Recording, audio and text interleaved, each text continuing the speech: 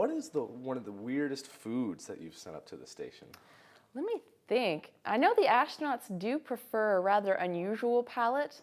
More often than not, they like the spicy foods because when you're up in zero gravity, your sense of smell is somewhat diminished, and with that, your sense of taste. So that I know that they like that.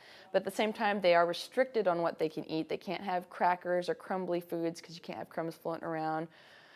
We have quite a lot of meat eaters on the station right now. So on some of the flights I've worked on most recently, we've had call downs for more, they're called meat in a can in a pouch. So it's like MICs-P. So we've gotten requests for a lot of meat to be sent up. Normally we get a bit more vegetarian on station, but a lot of the astronauts currently on board are big meat eaters. So they're calling down for all the steaks and chickens that we can fly up there. Interesting.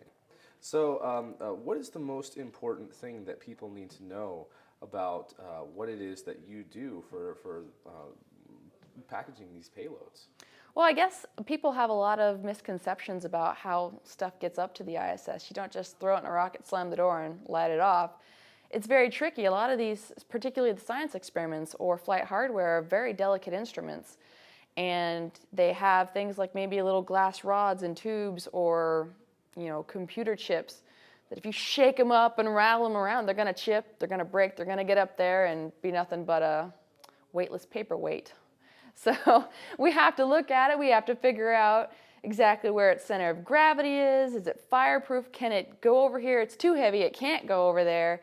It's oddly shaped, so we have to bolt it over here. Some of the ones, if they're too big, we physically have to bolt them to the rocket because we can't risk them possibly getting loose and shaking and rattling around out there.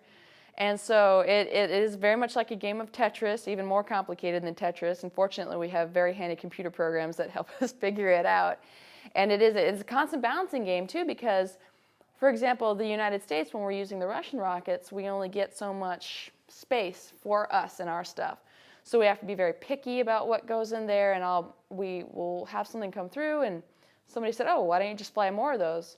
More of those widgets. Well, I can't. I don't have space for them. I've only got this much space left. We need something very important to go up there. So we have to go back through our list of everything that was asked to fly up and pick up what was the most important, what do I still have room for. And then, of course, inevitably at the last minute, something's going to break on the station, and 2 weeks before I need to launch all this stuff, the astronauts call down and say, hey, the pump to the toilet just broke. We need a new one. So, oh, no. So I got to go through my list and, okay, well, I guess we don't need that much food. They've got plenty of food for now, so let me kick you off a little bit, and that'll free up space, and here's a pump. And right down to launch, it can be quite nail-biting because you get a lot of last-minute changes. Well, now that SpaceX has proven their COTS demonstration milestones and transitioning into CRS, what sort of exciting things are you going to be bringing up now that you have all this extra capability? Well, I would almost say the exciting thing is we're going to be able to bring back more than anything. We can bring up anything now with the Russian vehicles, European vehicles, and the Japanese vehicles. Right now we don't have any capability other than the Soyuz, and because you've got it packed full of astronauts, you can only maybe bring back a few pounds.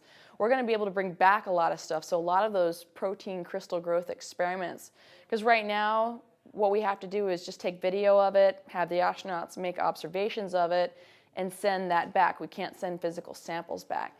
So if anything, I'm excited to see what SpaceX can bring back, and hopefully safe, because if we're flying back these very delicate crystals and SpaceX slams into the ground and they shatter, oh no, it's going to be horrible. But that's the exciting part, is because we lost that capability when we had to retire a shuttle, we've had to trash almost every experiment that once it's done, it just goes into progress or goes in one of the vehicles and it burns up in the atmosphere, and much to the chagrin of a lot of our scientists who would really like to have those samples back for further analysis, but they can't.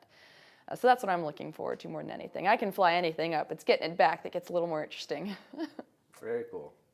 Well, that's not the only thing you do. You also try to raise a little bit of public awareness through your I'm involved in several programs. I'm big on outreach, because if you're not inspiring the next generation to pick up where you left off, then what are you doing? Ultimately, what is this for?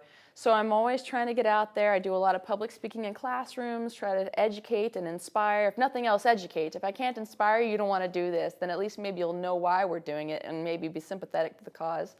And I went to a conference. It was called a Space Up, and I went in Houston purely on a whim. At the last minute, didn't think I was even going to be able to make it because of a schedule obligation. Went in, Ended up signing up to give a presentation, and I didn't know, but they were streaming this live out on the internet, so I had people watching online. And I had this one gentleman named Gene McCulka who was watching my presentation.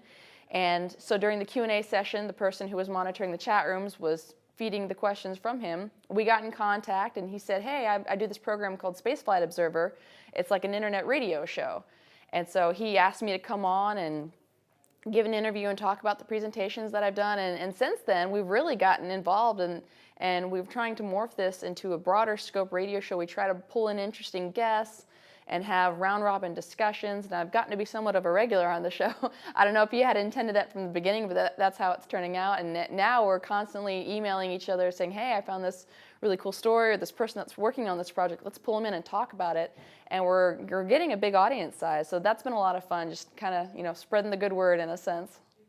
And so yeah, it's called Spaceflight Observer. If anybody's interested, they can go to Google and Google Spaceflight Observer, or go directly to spaceflightobserver.com. We try to do weekly podcasts, and we're always trying to get really a hot topic or somebody who's involved on the hot topic to come in and give us like the inside word. So if, for example, like when I was sitting on consoles for the launch, I would come in and tell them that from the inside perspective what it was like to sit in mission control while SpaceX was launching. That was awesome, by the way.